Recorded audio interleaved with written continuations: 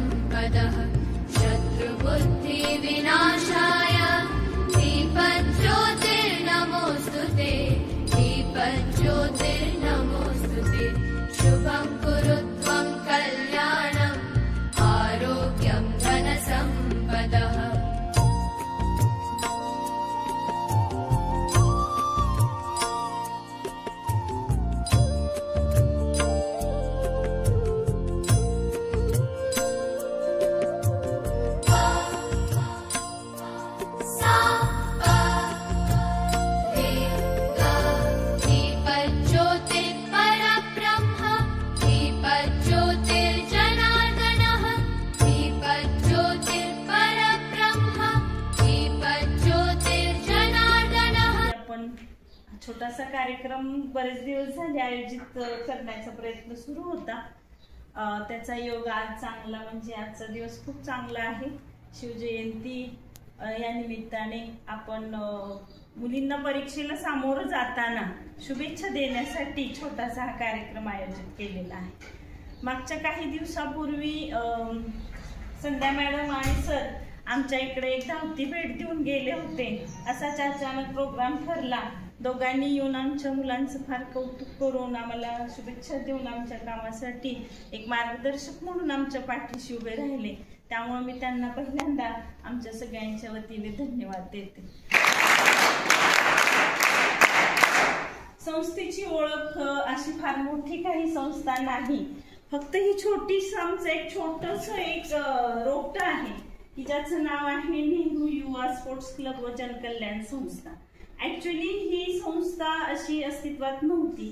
एक गणेश मंडळ होतं आणि त्या गणेश मंडळाचं नाव होतं नेहरू युवा स्पोर्ट्स क्लब। आणि ही संस्था म्हणजे एक गणेश मंडळाचं रूपांतर संस्थेमध्ये केलं गेलं आणि त्याचं नामकरण ते पूर्वीचं ठेवून त्यामध्ये जनकल्याण फक्त ऍड केलं गेलं आणि नेहरू युवा स्पोर्ट्स क्लब व जनकल्याण संस्था।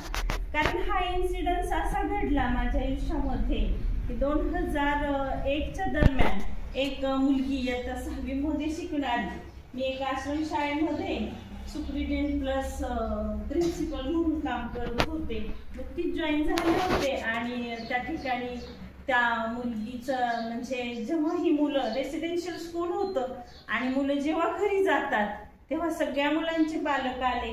सगळ्यांनी सगळ्या मुलांना आपापल्या घरी घेऊन गेले। काहींना पालक होते, नव्हते, नातेवाईक होते। प्रत्येक मुलगी ही सुट्टीसाठी घरी गेली वार्षिक परीक्षेनंतर, परंतु ती मुलगी काही घरी गेली नाही आणि तिनं म्हणजे एवढं स्पष्ट तिला काही सांगता येत नव्हतं की कोण आहे किंवा नाही। ती रोज म्हणायची माझा भाऊ येणार आहे, न्यायला माझा भाऊ येणार आहे। 8 दिवस झाले, 10 दिवस झाले। संस्था म्हटली मुलीचा खर्च कोण करणार। आता त्या मुलीला विचारलं मग खरी परिस्थिती काय आहे। आई वडील नसल्यामुळं भाऊ हा पुण्यामध्ये एका हॉटेलमध्ये वेटरचं काम करणारा इयत्ता 8वीच्या वयाचा मुलगा आणि तो हिला न्यायला येणार होता आणि तो आलाच नाही बरेच दिवस। मग तो राहायला जागा नाही, घर नाही, नेणार तर कुठं। पूर्वी लहान असताना तिला घेऊन जात होता आणि ती मुलं काम करणारी, वेटरचं काम करणारी, वेगवेगळ्या भागातून आलेली मुलं ही कुठं हॉटेलच्या टेरेसवर राहायची, ओपन स्पेस मध्ये राहायची। लहान होती मुलगी तेव्हा जात होती, परंतु हळूहळू ती मोठी व्हायला लागली आणि तिला काही प्रॉब्लेम निर्माण झाले ते तिला सांगता येत नव्हते आणि एकटी मुलगी मुलांच्यात राहणं किंवा काम करणं हे तिच्या बाजून अडचणीची होतं आणि ते तिने मला शेअर केलं। त्यानंतर मी संस्थेशी बोलले की ह्या मुलीला आपण 1-1.5 महिना सांभाळूया, काय खर्च होईल तो मी करते, परंतु संस्था त्याला तयार झाली नाही. आणि मग त्या मुलीला मी प्रत्येक सुट्टीमध्ये सांभाळण्याचं काम केलं. 1-2 वर्ष गेली. मग त्या मुलीला मी असं सांभाळणं म्हणजे लोक म्हणणार की ही अशी कशी सांभाळू शकते, त्याला लीगल काही स्वरूप देता येते का, याचा विचार करूया म्हटलं. माझे मिस्टर म्हटले की किती सांभाळलं तर उद्या तुला लोक काय म्हणून मग 1-2-3 वर्षामध्ये पाठपुरावा झाला तर 7 मुली मला अशा पद्धतीने सापडल्या की ज्यांना मुली नव्हतं आणि त्यांच्या राहण्याची व्यवस्था होती. मग मी त्या मुलींना एका रूम ठेवलं, एक मावशी ठेवल्या स्वयंपाकाला आणि माझं काम सुरू झालं. परंतु त्या काळामध्ये सरांचे मित्र भेटले आणि त्यांनी कृष्णानगर मधून हे मंडळ बंद पडलेलं होतं, त्याचं रजिस्ट्रेशन करून संस्थेमध्ये रूपांतर करा आणि तुम्ही इलिगली काम सुरू करा असं म्हटले. असं इलिगल आपण करू शकत नाही. मग त्यानंतर ह्या कामाला खऱ्या अर्थाने सुरू झालं. त्या लोकांनी आपल्याला मंडळ दिलं, त्यातल्या बऱ्याच मेंबरनी मदत केली आणि मला वाटतं कोणतंही काम आपण प्रामाणिकपणे जर करत असू तर समाजातून अनेक असे मान्यवर लोक आहेत की जी ह्या कामासाठी आपल्याला प्रोत्साहित करतात, मदत करतात. अगदी आर्थिकदृष्ट्या मला काही नको आहे, फक्त एक पाठबळ मार्गदर्शक म्हणून कुणीतरी आपलं आहे, आपल्या कामाचं कौतुक करणारं कुणीतरी आहे, एवढं असेल तरी मला खूप होतं सर. आणि दुसरी गोष्ट सांगायची, मग ही संस्था अशी रूपांतरित झाली आणि त्या 7 मुलीनंतर मी ते गव्हर्नमेंटचं मान्यता घेतली आणि मला 24 मुलींची मान्यता मिळाली. करत करत 1-4 वर्षांनी परत 48 मुलींची मान्यता मिळाली. कारण मग अचानक मला मान्यता मिळताना वसतिगृहाचं नामकरण करण्याचं सुचवलं गेलं आणि ऑन द स्पॉट मी सावित्रीबाईंचं नाव आणि ही वसतिगृह सुरू केलं. या वसतिगृहामध्ये इयत्ता 5वी ते 10वी या वयोगटातील मुलींना प्रवेश दिला जातो. प्रवेश हा मोफत आहे आणि कोणत्याही प्रवेशाचे चार्जेस किंवा अर्जाचा 1 रुपया सुद्धा घेत नाही. त्यांना पडेल ती मदत करतो. या ठिकाणी जेवण, राहणं, त्यांना सुसंस्कारित करणं, आई वडिलांचा रोल करणं, त्यांना परीक्षेची तयारी करून घेणं किंवा सर्वांगीण विकास करणं हे या ठिकाणी केलं जातं. म्हणजे त्या बऱ्याचशा मुलींना माझ्या नातेवाईक आहेत, नातेवाईक सांभाळतात, कुणी आजी सांभाळते, चुलते सांभाळतात, आत्या सांभाळते, म्हणजे परिपूर्ण फॅमिली असं नाही. एक पालक आहे, वडील आहे, आई नाही, आई आणि वडील आहे किंवा असले तरी परिस्थिती ही शिकण्याची नाही.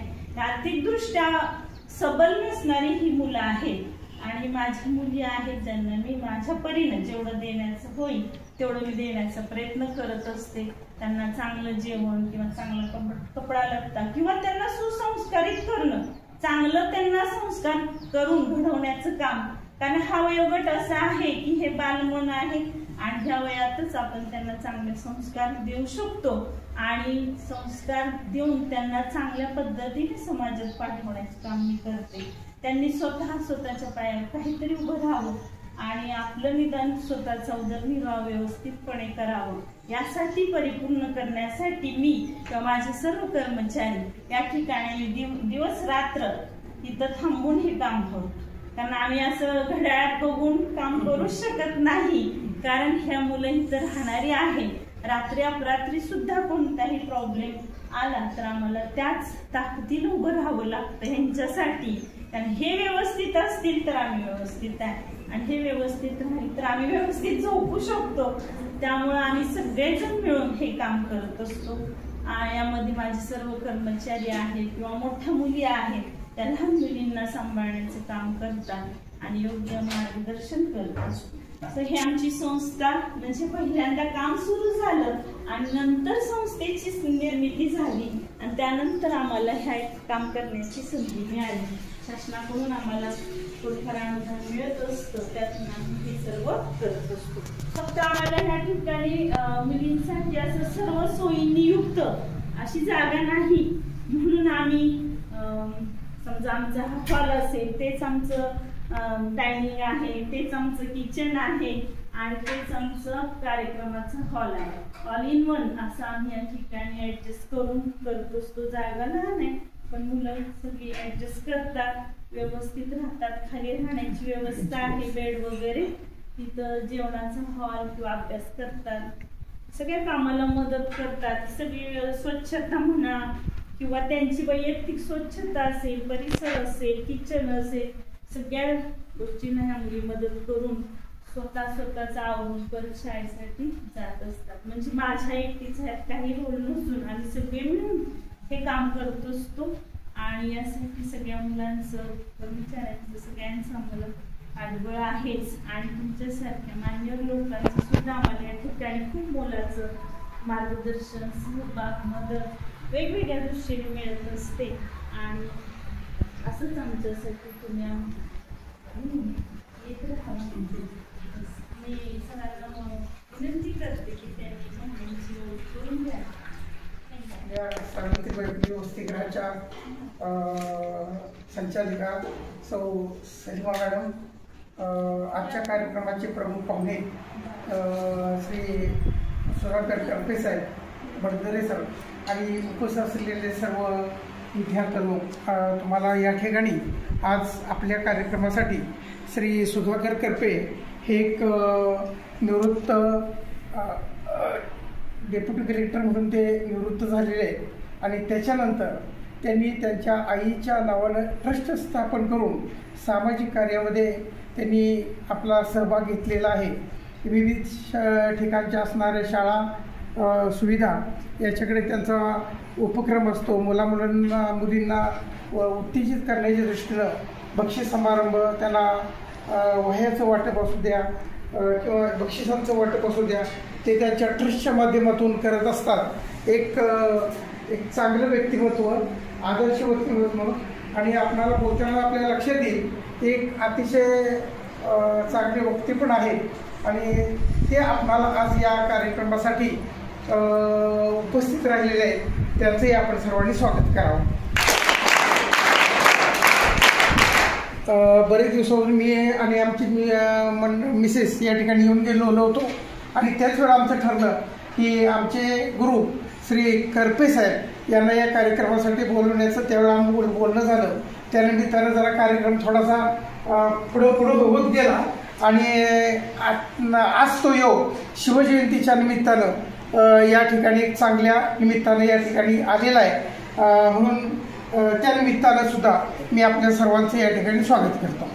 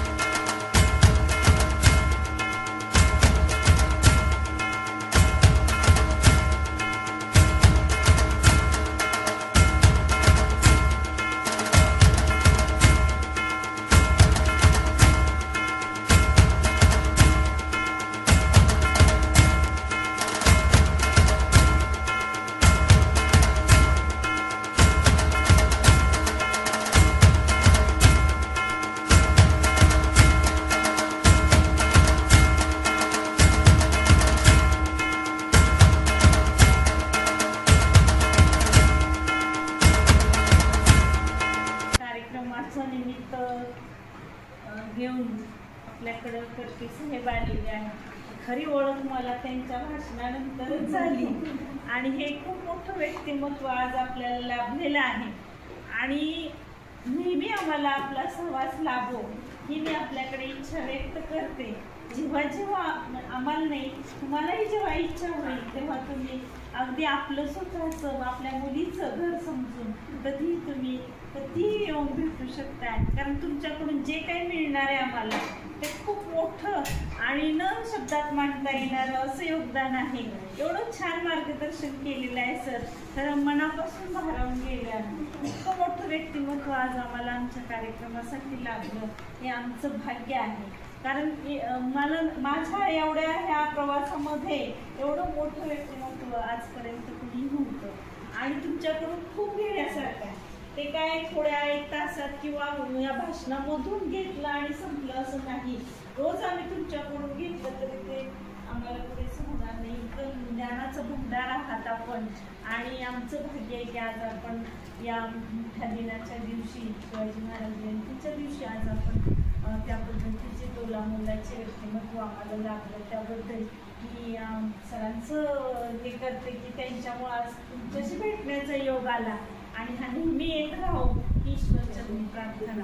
आपण आम्हाला या कार्यक्रमासाठी लाभला. मुंबई संस्थेच्या सर्व अध्यक्ष उपाध्यक्ष समिती आणि कर्मचारी विद्यार्थी यांच्या वतीने आभार मानते आणि पुन्हा पुन्हा येण्याचं तुम्हाला आमंत्रण आताच देऊन ठेवते. दुसरं सर साहेब तुम्ही तर आहातच आणि कसं असतं एक व्यक्ती आपल्या संपर्कात आली की त्याच्याकडून दुसरे 4 व्यक्ती आपल्या संपर्कात येत असतात आणि असं माझं एक पायरीवर चढण्याचा हा कार्यक्रम होतच चाललेला आहे दिवसेंदिवस. मला अनेक लोकांच्या माध्यमातून अनेक लोक भेटत गेली. आज आपण भेटला सरांच्या माध्यमातून. सर आपलं पण या ठिकाणी सगळ्यांच्या वतीने आभार मानते. आपल्या प्राथमिक सरांचं नाव बडदरे सर. आपण ही या ठिकाणी आपला वेळात वेळ काढून आलात. आमच्यासाठी एक उपक्रम तुम्ही राबवणार आहात. सगळ्या मुली हा उपक्रम अगदी चांगल्या पद्धतीने करतील. सगळ्याजणी एक थोडासा वेळ देते त्यांना. त्या कालावधीमध्ये त्या वह्या पूर्ण करून सबमिट करतील आणि त्याचे नंबरही काढू. सर त्यासाठी आपण एक नवीन प्रोजेक्ट घेऊन आमच्याकडे आला. त्यातून मुलींना बरंच काही शिकण्यासारखं आहे. अक्षर सुधारेल, आवड निर्माण होईल, चालीमध्ये लिहिण्याची एक सवय लागेल आणि प्रमुख हेतू म्हणजे अक्षर सुधारणा. तर यातून ह्या मुली करतीलच आणि आपण या ठिकाणी येऊन नंबर काढा. आपल्याही सगळ्यांच्या वतीने मी आभार मानते. त्याचबरोबर सगळे कर्मचारी आणि विद्यार्थी आपलंही या ठिकाणी मोलाचा सहभाग आहे आणि सगळ्यांचं या कार्यक्रमाच्या निमित्तानं आभार मानते. धन्यवाद.